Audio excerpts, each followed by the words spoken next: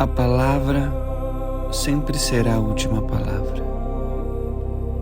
Enquanto nossa mente estiver cauterizada, a gente nunca vai entender o sentido da palavra.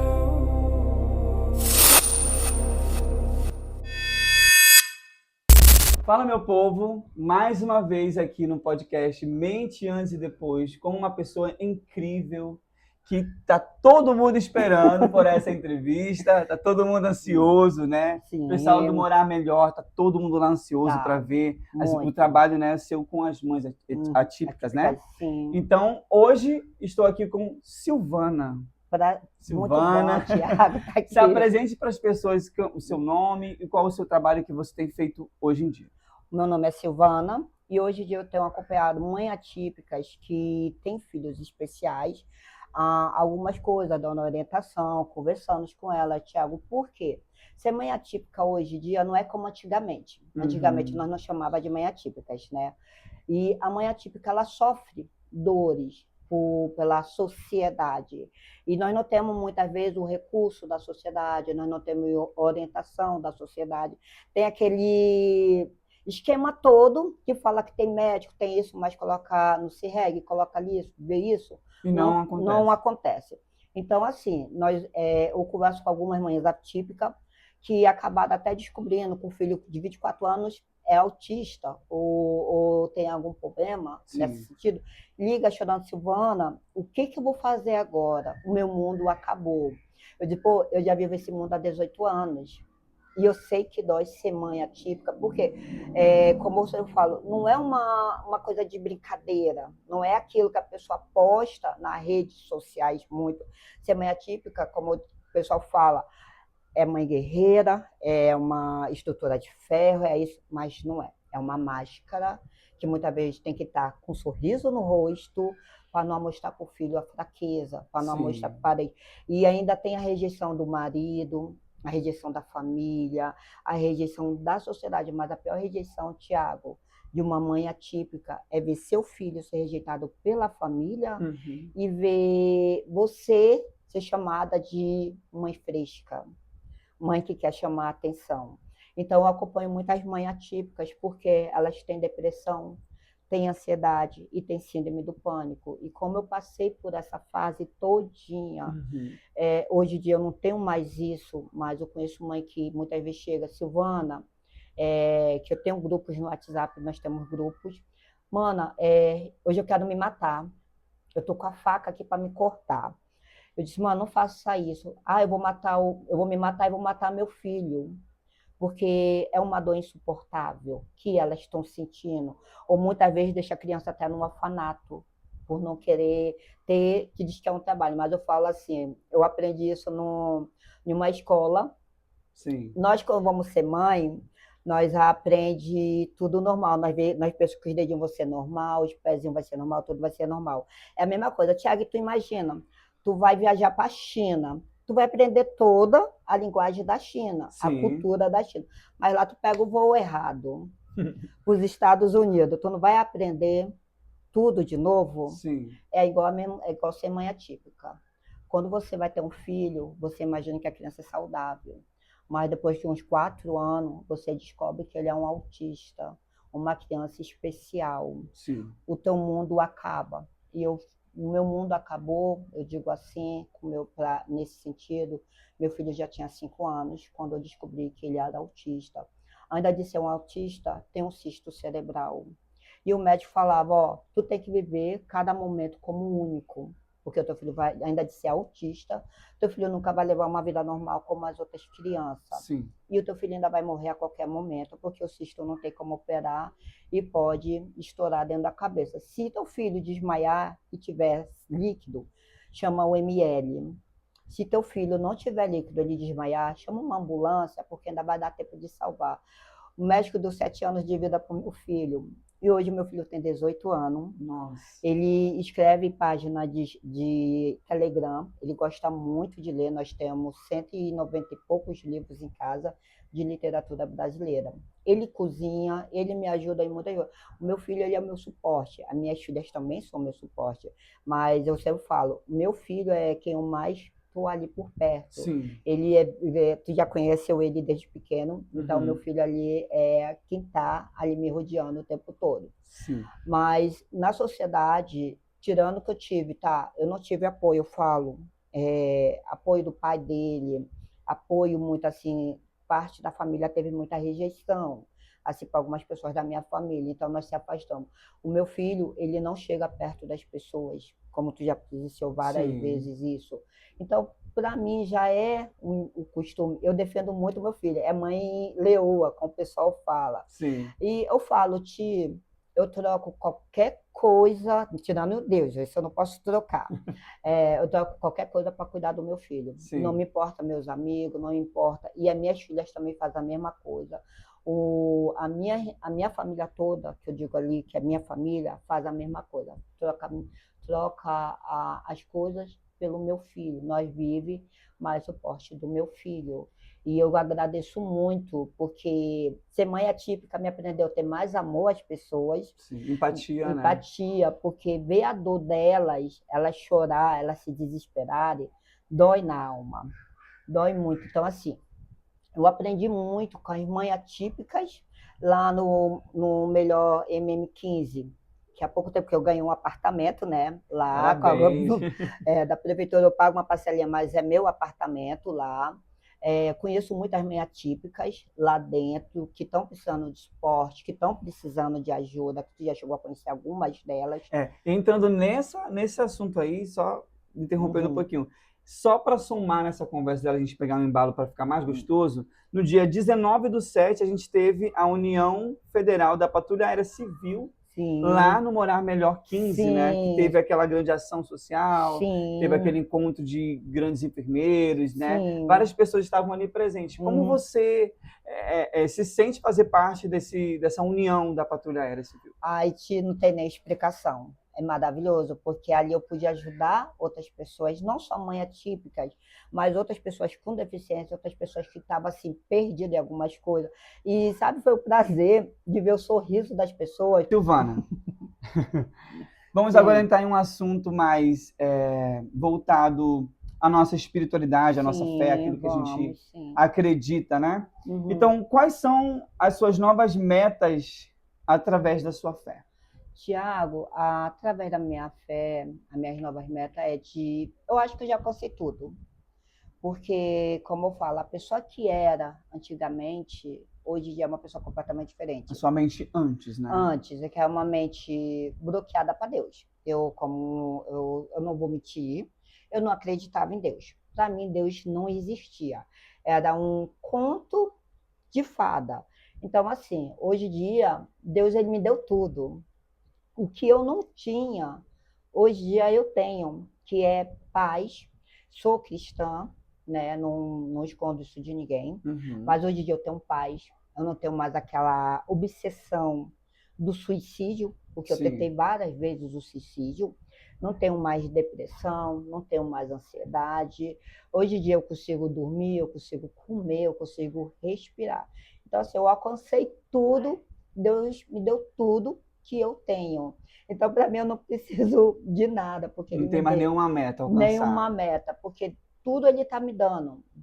Eu não quero dinheiro, eu não quero riquezas, porque o mais valioso eu já tenho, Tiago, que é o Espírito Santo. Então, assim, eu não sinto falta, tá? Dificuldade todos nós temos, mas eu sempre tenho uma mania, eu sempre falo para todo mundo, mesmo nas minhas lutas, nos meus momentos difíceis, eu não desabo, dei aquela vontade de desabar, mas eu não desabo, porque eu sei que na hora que vem aquela guerra, aquele momento difícil, Deus vai lá e me abraça, me conforta. Então eu já tenho tudo que eu necessito. Já alcançou tudo, né? Tudo. Quais foram as suas maiores experiências espirituais que você teve?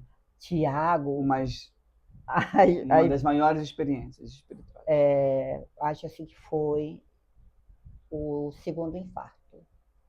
Olha que eu já tive muitas experiências espirituais horríveis, né? Mas o meu segundo infarto, que foi ali, foi a pior. De todas, eu digo que foi a pior, porque eu infartei em 30 minutos e mesmo na fé, mas eu deixei entrar dúvidas, porque naquele tempo eu tinha acabado de perder meu pai, por Covid. Eu não aceitei porque eu não vi meu pai ser velado, eu não chorei também, enterrado. Então, só quem me foi meus irmãos, então eu via pelo celular. E eu fiquei muito magoada. Eu não culpei Deus, mas eu me senti mal pelaquilo que tinha acontecido. E eu fiquei com mágoa. Só que aquele negócio, sempre soube disfarçar minhas mágoas. E eu ficava com aquele negócio na minha cabeça. Pô, por que eu não vi meu pai? Por que eu não pude me despedir do meu pai? E no dia que eu passei mal, eu fui para o hospital de ônibus. Eu comecei com uma tosse seca e fui para o hospital de ônibus. O médico disse, tu tá infartando. Eu disse, como? Eu não estou sentindo nada, estou com uma tosse seca. Não, tu tá infartando. Te mandar para UTI. E eu fiquei num cubículo pequeno, eu era a única mulher, tinha vários homens. Sim. Fiquei num local pequeno, sozinha, por causa disso. Tiago, eu não sentia que eu estava infartando, eu não sentia que eu estava morrendo. E eu só dizia para Deus, meu Deus, cuida de mim, porque eu deixei meu filho, deixei minhas filhas, deixei minhas netas. Cuida de mim, mas se for para me morrer, que eu seja salva. Só que eu não sabia que eu tinha uma tristeza dentro do meu coração. Foi quando chegou, Tiago, mais 11 da noite, eu tenho umas coisas assim, eu digo que é meio estranho às vezes, chegou um homem gritando, apagava a luz, aquele homem começava a gritar, tira eles daqui, tira eles daqui. E eu sempre digo, a UTI no hospital é o pior local que tem. Você vê de todo, você ouve de tudo dentro de uma UTI. É a verdadeira morte, a UTI. E eu fiquei assim, mas pô, por que esse homem está gritando tanto? E eu não tinha ligado para o lado espiritual. Sim.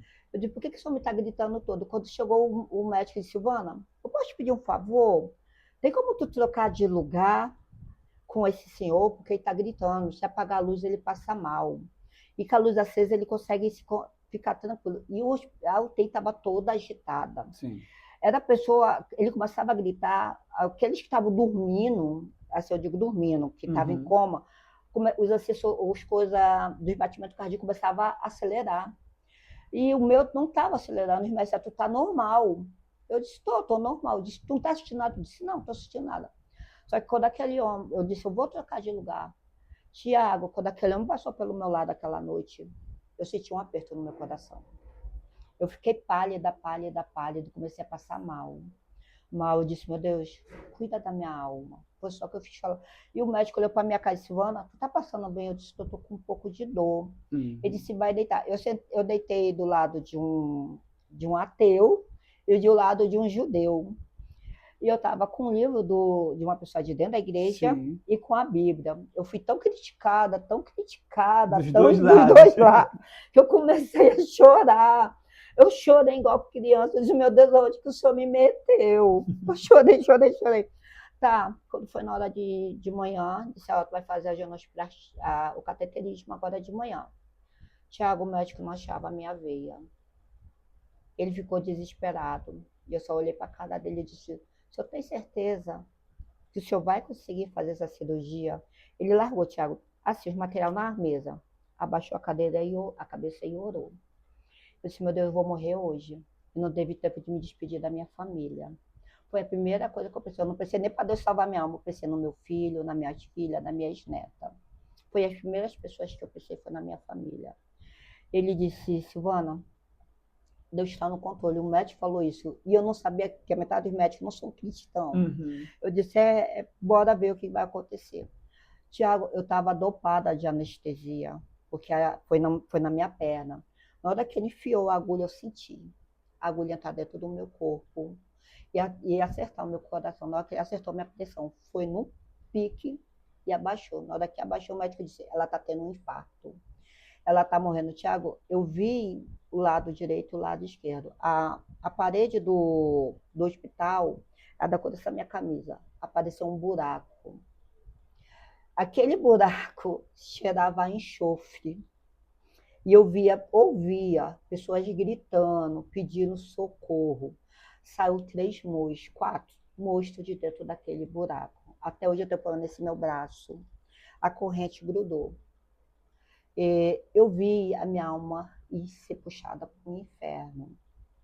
Naquele momento eu só disse, meu Deus, salva a minha alma, por favor, eu não quero ir para o inferno. Isso tudo na hora os Na médicos hora, lá e os vendo. médicos agoniados, pega remédio, pega isso, que ela está infartando, ela está infartando. Meu batimento E no estava espiritual acontecendo. Eu só me lembro que eu virei para o lado. Na hora que eu virei para o lado, pro outro lado, que eu vi os monstros. Eu estava já apagando, eu só fiz virar para o lado. Eu vi uma mão segurar na minha mão. Só que não era a mão do médico, porque tinha um furo. Uhum. A roupa branca, as bainhas todas de ouro, a roupa branca como a nuvem do céu. Eu, eu vi eu em pé e o médico tentando, me aplicando adrenalina. E os médicos me dando injeção. Foi 30 minutos. Na hora que eu vi meu corpo ali, eu vi ele, Deus, ali Jesus Cristo ali comigo. Ele me levou no local que eu vi que o altar estava quebrado, que era o meu coração. Por causa de uma mágoa, por causa de uma decepção, porque eu sempre dizia, no dia que meus pais falecer, eu quero velar meus pais, eu quero poder me despedir dos meus pais. E a Covid não fez isso para os filhos, não fez isso para os pais, não fez isso para a mãe.